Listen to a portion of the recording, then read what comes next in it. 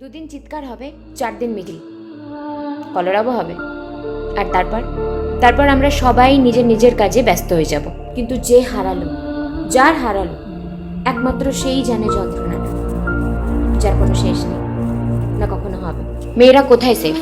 School, college, tuition, পাড়ার অলিগলি, টোটো, auto, hospital? কোথাও না। কত বিচার আসবে, কত বিচার যাবে, কিন্তু সমাজ পাল্টাবে না। লক্ষ্মীর ভান্ডার তো থাকবে, কিন্তু লক্ষ্মীর নিরাপত্তা থাকবে না। রাতে একটা মেয়ে একা, কতটা ইররেসপন্সিবল, তাই না? সত্যি তো মেয়েটারই দোষ, 100% মেয়েটারই দোষ যে সে ভুলে গেছিল যে এটা জল্লাদের রাজ্য, যেখানে নিজের প্রাণের দায়িত্ব নিজের, কারোর দায় নয়। আজ আমার কিছু হলে সেই দায়ও আমার, কারণ আমি মেয়ে।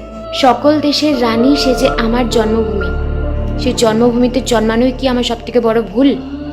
সে জন্মভূমিতেই আমি সেফ নই। ভাবো না, যদি আজ এটা আমার সাথে হতো, যদি এটা তোমার সাথে হতো।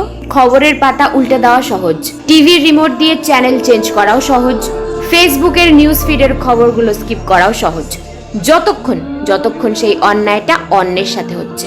কথায় আছে, ঘুটে পড়ে গোবর হাসে, এমন দিন যেন আর না আসে।